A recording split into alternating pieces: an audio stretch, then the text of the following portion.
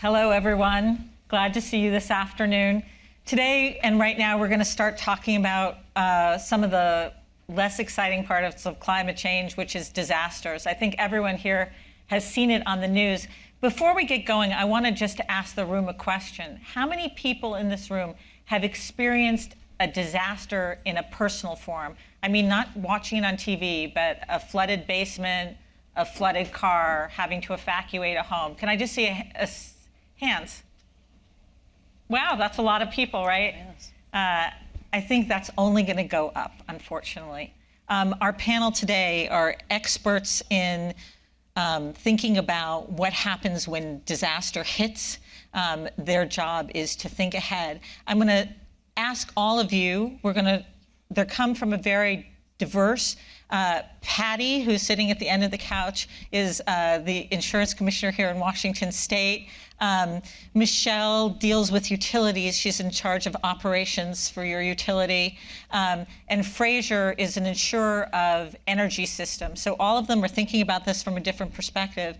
I just wondered if, to start it all off, I know we all experience, Patty, you've experienced disaster personally.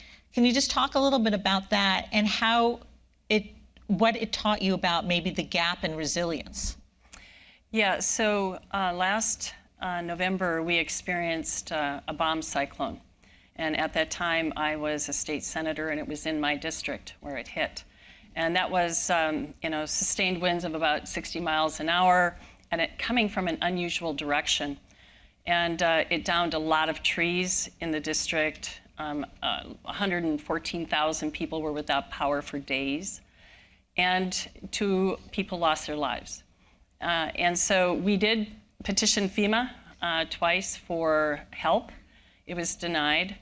And I can tell you that having seen what's happening with FEMA at the federal level and NOAA and the National Flood Insurance Program, it seems that what we have to be thinking about is that these costs are going to be borne by states and local governments in terms of cleanup and recovery and rebuilding alone. We're not going to have the federal government as a partner in this. And so I think we have to be looking at different products out there that can help insure these kinds of risks. There's parametric insurance, for example, that could be used for local governments as part of the solution. Yeah, we can get into parametric. That's way over the weeds. That's deep and early on. Those are some of the things I think about, and honestly, it's these kinds of disasters that keep me up at night. That's what I think about, because you want to be as prepared as possible. You're never as prepared as you need to be, right? And we also had invested in resilient infrastructure in the state. We were the 5th most frequent user of BRIC grants through the FEMA, the Building Resilient Infrastructure grants. And those are going away as well. And so we have to pick up those costs too. But it's really important to be as forward thinking about how to prevent and reduce the exposure as much as possible. Right. Michelle, you talk about your own experience and what it taught you about the resilience gap as we think about it. Yeah, sure. And I think I will just start when you asked for the personal experience. I lived through Superstorm Sandy in Hoboken, New Jersey. When that hit, I just moved to the state, and I lost my entire storage locker. So I threw away a lot of things after that event. And I also lived in a community that was without power for many days. And then professionally, I had an opportunity to deploy in support of Operation Iraqi Freedom as an engineering officer, so rebuilt a lot of infrastructure overseas. And then as a utility operations representative, I'm heavily involved in many different storm responses. 2014, Goodell Creek fire, when I was with Seattle City Light, we had to evacuate the hydro facility, the Skagit hydro facility, and send operation crews both west and east to avoid that disaster. And then moving on, we've experienced a heat dome out here in 2021. We've had the bomb cyclone, obviously the opposite side of the commissioner actually responding to that event from the utilities perspective. And then in 2024, we also had a really harsh cold snap here in the Pacific Northwest. So you're dealing with like a full wide range. That's the great thing about climate change. It's not just heat, right? Like Absolutely. It's really. And my responsibility I have the purview of both the gas and electric system for Puget Sound Energy. And we're responsible for operating, maintaining, building, engineering that system so that it can meet the demands of the future. And then when we are going through tragic disasters like that, is how fast can we restore? And when we're rebuilding, how do we rebuild most efficiently and robustly so that we are more resilient for future events? Fraser, do you want to talk? I know you personally haven't experienced it, but as an insurance executive, was there anything that was particularly alarming to you or informative about thinking of resilience? Yeah, I think from my perspective, as you said, Leslie, I haven't experienced personally any form of disaster, but I've been around the renewable energy space for about 25 years now, and this is the 5th year in a row where the insurance industry has experienced in excess of $100 billion in losses as a result of natural disasters. And so you begin to, A, ask yourself why, and B, importantly, what can be done about it, which comes into the resilience factor. From my side, there's a couple of things that I would say need to be done. I think what we need to stop doing, especially in the US, is building big and building cheap. I think Hey, that's our brand. Okay. I think that there needs to be more resilience built into projects, and let's be clear. This is not a US-centric issue. I'm seeing massive natural disasters in the Middle East. I'm seeing it in Asia. I'm seeing it in Australia. I just read even in my own country, very close to where I live, there's 4 wildfires. Who would have thought? Yeah, very close to London right now. So there, this is, as you said at the beginning, this is something which is not going to get better, and therefore is going to take a collective effort. So things like changing some of the building codes so that we can actually impose that contractors and people like this do build projects better, and we build in resilience. And at the same time, let's start to maybe diversify in terms of our energy mix and our energy portfolio, so that when a certain industry type is hit with something, we have more resilience and we can rely on other types of power production to keep us all going. So there's a number of things come out there. And we should talk more about the future, but I just thought, since we talked a little bit about case studies for this, we've had 2 enormous disasters in the US this year. There was the wildfires in Los Angeles, and more recent Texas, where over 100 people died in a flash flood. What are the lessons, when you look at this as people who think about this, lessons in resilience? What should Texas do differently the next time? Michelle, do you want to start? What were the big lessons? You looked at that and said, oh boy, if that was here, this is, let's get ready. Yeah, first and foremost, my heart goes out to that community. What a tragic event. So terrible to see every story that comes out of that part of the country right now. But I would just say, in just reflective of the disasters that I've been a part of, coordination and communication. Early communication, good data feeding that early communication so people can actually mobilize and make good decisions, be prepared in their house or their community the best that they can be. But just on the coordination piece, when I look at what's ahead of us at Puget Sound Energy and building out our wildfire resiliency program, just the amount of coordination. I mean, there's 40 other electric utility entities in Washington State. The amount of coordination that it takes to make sure that we're all taking care of Washingtonians, it takes a great deal of coordination. And, who's spearheading that sort of effort, because we all have different constituents. So, I'm really encouraged by Washington State. We have the Office of Energy Resiliency and Emergency Management. That gives us an avenue to then coordinate amongst each other and making sure that the energy infrastructure can serve the state.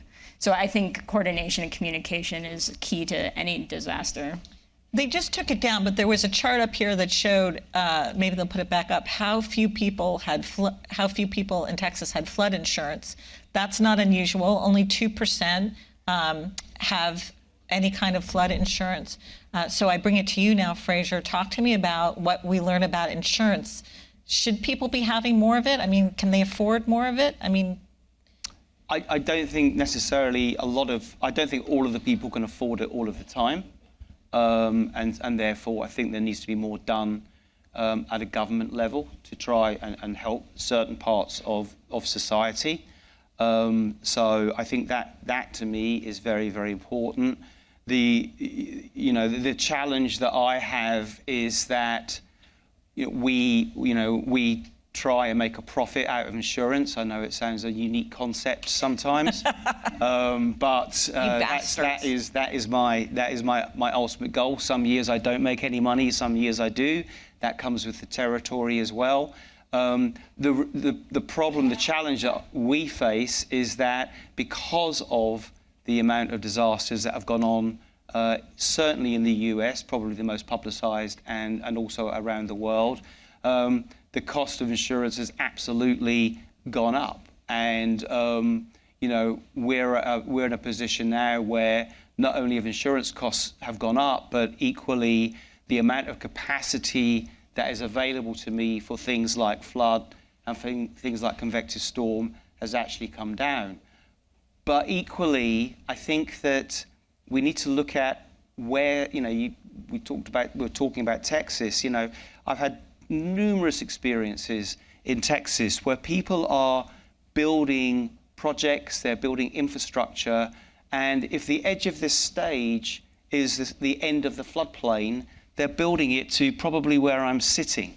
Now, I'm no data scientist, but I can guarantee you, if you have 10 feet of water there, it's probably going to get to here. So I think there needs to be more due diligence done with that sort of stuff and say, look, let's stop building quite so close to I know the land is cheap. Right. I get that, yeah? And therefore developers want to maximize their profits when it comes to building on cheap land. Totally understand that. But there comes a point, going back to the resilience issue, that we need to say stop, yeah? And we need to say, actually, you need to be, X number of feet. Right, it's back. getting everyone to coordinate. I mean, Patty, maybe you'd want to speak on that. What were your lessons out of, as an insurance commissioner, when you looked down at Texas and you saw what happened? Did you have any thoughts about what you were learning about that from resilience? What are the lessons you take away? Well, I agree. It's a tragedy. And I think one of the things that, I think about it in terms of human life and property. And I think the early warning system, we need to make sure there are early warning systems in place for people. We have, I know a lot of the insurance industry relied on NOAA data, and so did emergency management at the state level. In order to see when an early warning needed to be given, and sort of the grades are like right now we have wildfire grades going on.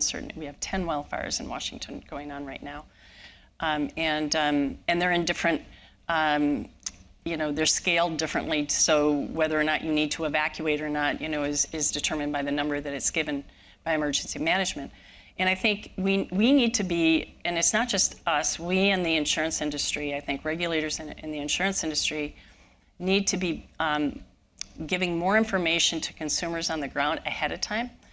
The reason it's 2% for the National Flood Insurance Program is because people think, generally, they think that flood is covered under their homeowner's policy. Yes, and I don't know. That's a good education point. Does everyone here know that your flooding is not covered by your homeowners? Yeah.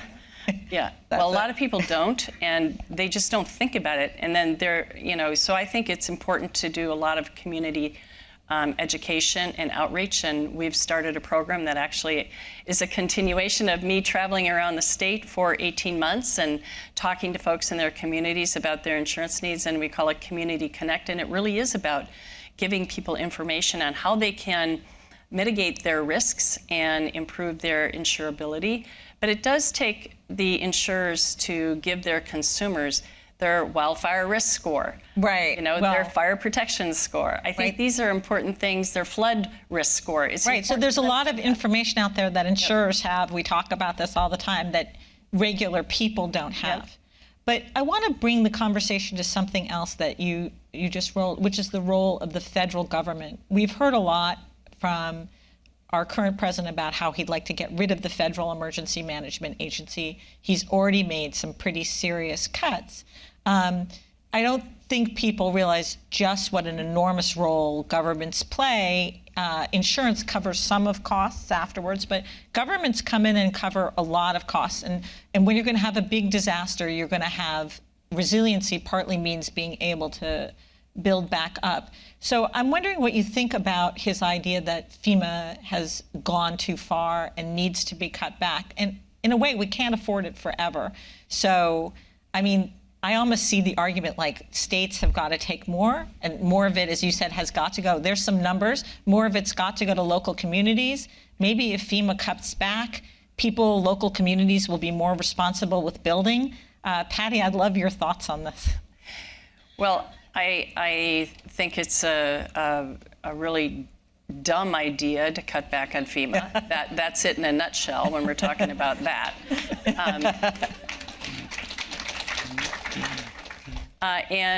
What I would say is that I do think local governments are going to be in need of what we're preparing at the Office of the Insurance Commissioner, our pre-disaster toolkits and post-disaster toolkits. We're going to have to be looking at new products, like I said, for local governments to purchase in order to get funds on the ground more quickly after a disaster, because we know the quicker the funds can get into the community that's been hit, the faster the recovery will occur. You're right about builders have to be involved in this too, and developers, and the legislature needs to be looking at building codes. We tried to pass a bill, or I should say, I'm not in there anymore. The legislature tried to pass a bill to have the WUI code, the Wildland Urban Interface building code, as the state building code. That did not pass last year. My office was supportive of that for obvious reasons, because it does say don't build in these other areas. And we're also looking at a wildfire grant mitigation fund. And we're in the middle of the study right now. You can tune in on TVW and watch it. I just came from it, actually, about 2 hours ago. We're looking at what are the recommendations that we can give to communities on how to better prepare to prevent wildfires and create the defensible space for whole communities, because we know you can't just have a home here and a home there. You got to harden whole communities. So we're being very creative at the Office of the Insurance Commissioner, and partnering with the state agencies and utilities and developers and insurers and homeowners, right, as we move forward in reducing risks so that folks can stay insured. Michelle, how are you feeling about having the federal government cut back? I think two things come to mind, and I think the commissioner touched on them. And I think first and foremost, we're at a point in time where we need more collaboration, not less. So it just really worries me about the efforts, the individual efforts that will be made instead of a more coordinated effort. I think it could be a real setback to progress and meaningful change at the time when we probably need it most. So I think and I worry about that is just as how far-reaching, wildfire, for example, can be. It covers a broad geographic region, and then just on the intelligence needed to make good decisions. And so we have hired our own meteorologists on staff, but you would hope that there would be more coordinated effort. Again, if there's 40 electric utilities, do we need 40 meteorologists feeding this information, or should we have a more regional approach where everyone understands? And oh, by the way, my meteorologist is helpful for the communities that we serve energy services to. So let's make better use of our resources at a time that they're stretched so thin trying to tackle this critical moment in time. Well, since we're running out of time, and since I know FEMA isn't your expertise, I'm going to skip you on this, and I'm just going to focus now on the future. And we did get an audience question that goes right into what I was thinking about, which is, so right now, things are much worse than they were 20 years ago, and we didn't prepare for this. As you start thinking about the future, how are you getting either the state, I mean, our audience wants to know how is Washington State budgeting for this, but I would even get you to ask the question of homeowners. How do you get them to start thinking about not just prepping for now, but for 20 years from now? How do you start people thinking about being resilient for disasters, not even that exist today, but are really going to get much worse in 20 years?